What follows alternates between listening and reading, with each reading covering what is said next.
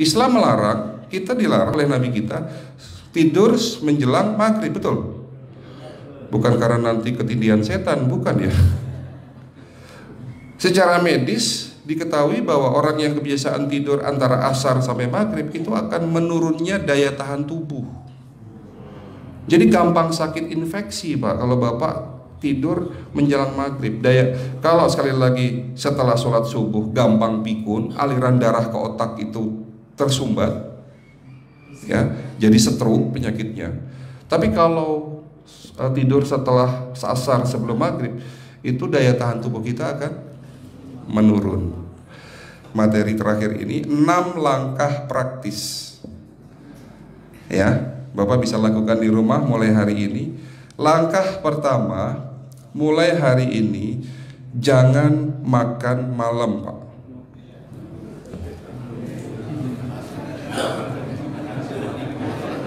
Ya,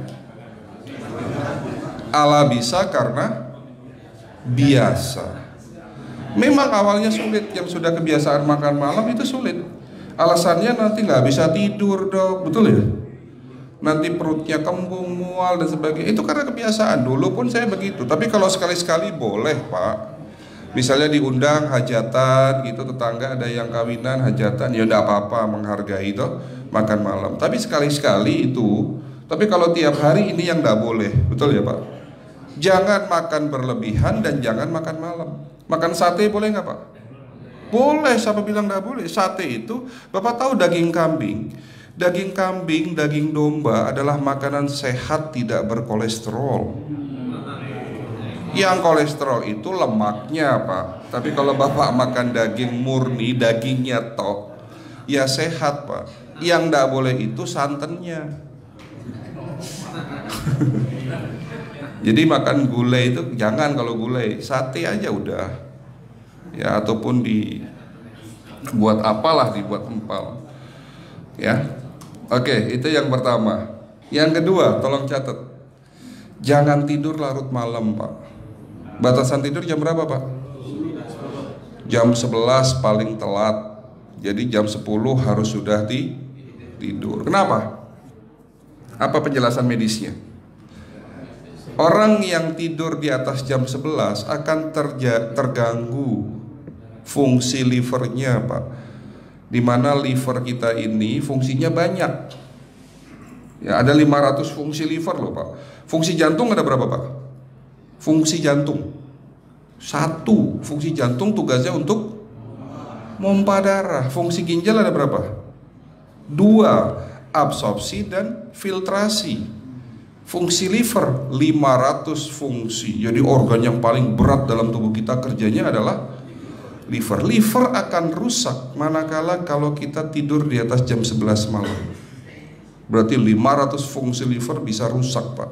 Ini salah satu penyebab diabetes. Bukan hanya kerusakan pankreas, tapi rusaknya liver bisa jadi penyakit diabetes Pak.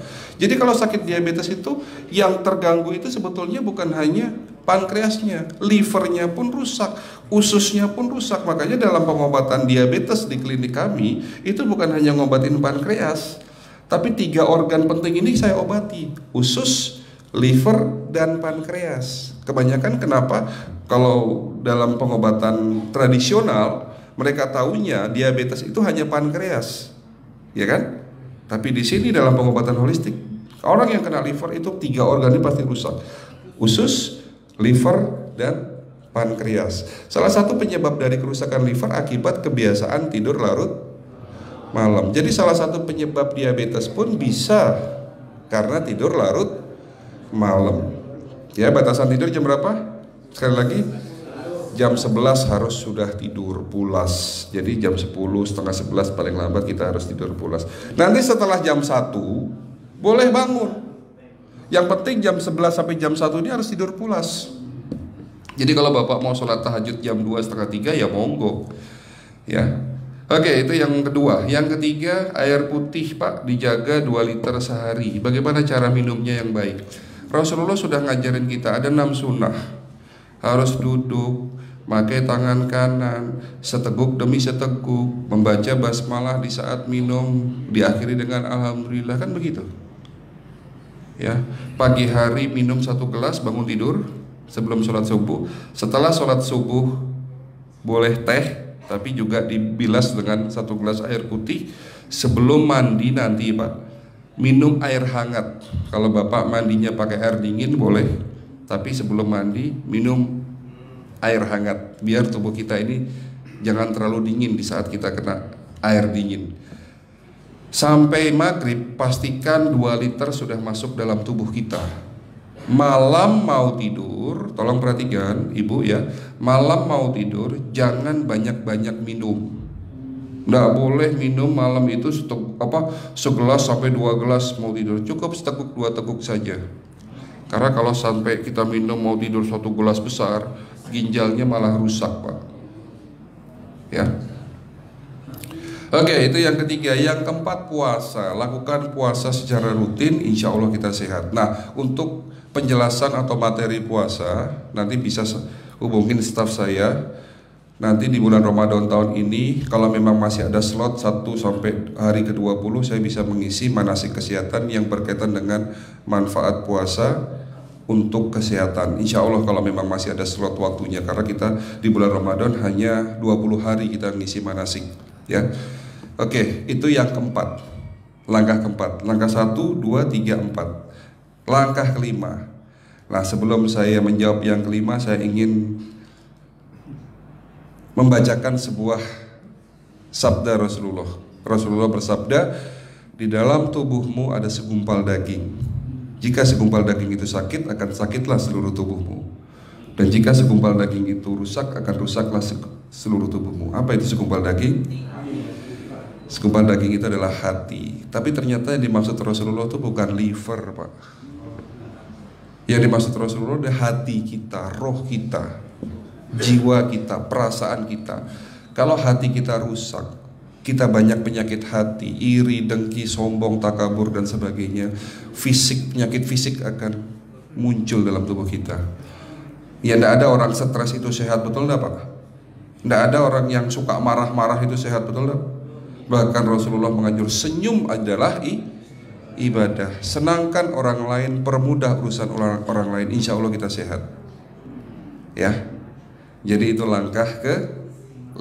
Langkah 1 sampai langkah ke-5 sifatnya individual. Bapak bisa lakukan sendiri di rumah. Tapi langkah ke-6 ini butuh bantuan pihak dokter atau rumah sakit. Kira-kira langkah ke-6 apa Pak? Lakukan pemeriksaan sebelum sakit. Jadi periksa itu jangan nunggu sakit baru periksa. Jangan seperti kayak Bu Ustazah tadi, diajak periksa, jawabannya takut ketahuan penyakitnya. Setelah stroke baru datang ke klinik untuk minta diperiksa. Kalau sudah stroke susah nggak nyembuhinnya Pak? Kata kayak beliau nih, sudah 2 tahun tidak sembuh-sembuh karena sudah terlanjur stroke. Tapi kalau beliau melakukan general check up, mohon maaf ya Pak, kalau beliau melakukan general check up rutin, insya Allah tidak akan kena stroke, karena sebelum stroke sudah diobati dulu. Karena stroke ini bisa kita lihat dalam scanning dengan alat yang saya punya, insya Allah kelihatan ini. Oh ini sudah mulai ada tanda-tanda mau penyumbatan, buru-buru diobati. Memang takut Pak, tapi pesan saya jangan takut. Ya, lakukan pemeriksaan supaya kita tahu, supaya kita kenal. Gitu ya Pak. Jadi kira-kira di jemaah ini ada enggak yang mau saya ajak periksa kita semua? Pesan terakhir dari saya, lakukan pemeriksaan sebelum terlambat. Ini pesan saya dan pesan seluruh dokter di dunia sebetulnya. Lakukan pemeriksaan sebelum terlambat. Ya, karena dengan kita melakukan pemeriksaan kita akan kenal tubuh kita. Kalau sudah kenal kita akan sayang sama tubuh kita. Betul Pak? Ada pepatah mengatakan tidak kenal tidak sayang. Cukup sekian dari saya. Mohon maaf kalau penyampaian kami kurang baik. Akhirul kalam, wabillahi taufiq wal hidayah. Wassalamualaikum warahmatullahi wabarakatuh.